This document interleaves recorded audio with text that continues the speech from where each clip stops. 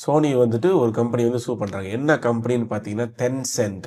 Okay, Tencent தேடி பாருங்கள். Tencent இருக்கும். நிறைய கேம்ஸ் அவனுங்க வச்சுக்கிட்டு அப்படியே விளாடுறது, எல்லாத்துக்கும் பப்ளிஷ் பண்ணுறது, ஓன் பண்ணுறது, இந்த மாதிரி வேலைலாம் பண்ணிக்கிட்டு இருக்கானுங்க. ஸோ எப்போ போயிட்டு லைசன்ஸுக்கு கேட்டானுங்க தெரியல. இந்த கேம் என்ன கேம்னா வந்துட்டு ஹொரைசன் ஃபார்பிடன் வெஸ்ட். அந்த கேமு இந்த ஒரு மெக் அனிமல் வேர்ல்டு இருக்கும், அப்புறம் ஓப்பன் வேர்ல்டு கேமு.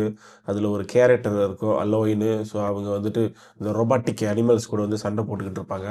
அந்த கேமு சரிங்களா. அந்த கேமை வந்துட்டு லைசன்ஸுக்கு வாங்கிறதுக்கு இந்த டென்சன் வந்துட்டு கொஞ்ச நாளுக்கு முன்னுக்கு போய் கேட்டிருக்காங்க சோனிக்கிட்ட. சோனி வந்து முடியாதுன்னு சொல்லிட்டாங்க சரிங்களா.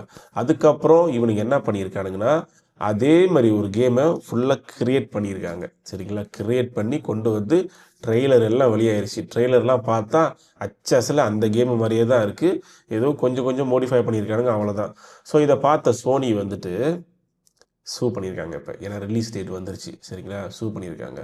ஸோ நீங்கள் கேட்கலாம், ப்ரோ ஏன் ப்ரோ அப்போ ட்ரெய்லர் வந்துச்சு ஏன் அப்போ வந்து சூ பண்ணல அப்படின்னு நீங்கள் கேட்கலாம் சரிங்களா.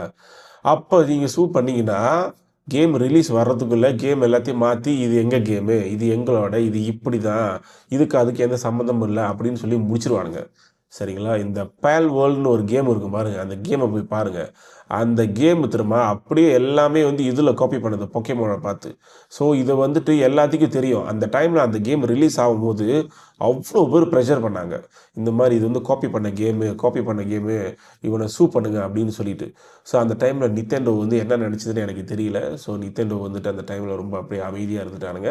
ஸோ சூ பண்ணவே இல்லை. அந்த பொக்கேமோனை பார்த்து, அந்த கேரக்டர் பார்த்து எல்லாத்தையும் அப்படியே காப்பி பண்ணி கொஞ்சம் கொஞ்சமாக மாற்றி அது ஒரு பெரிய கேமாக கொண்டு வந்தானுங்க.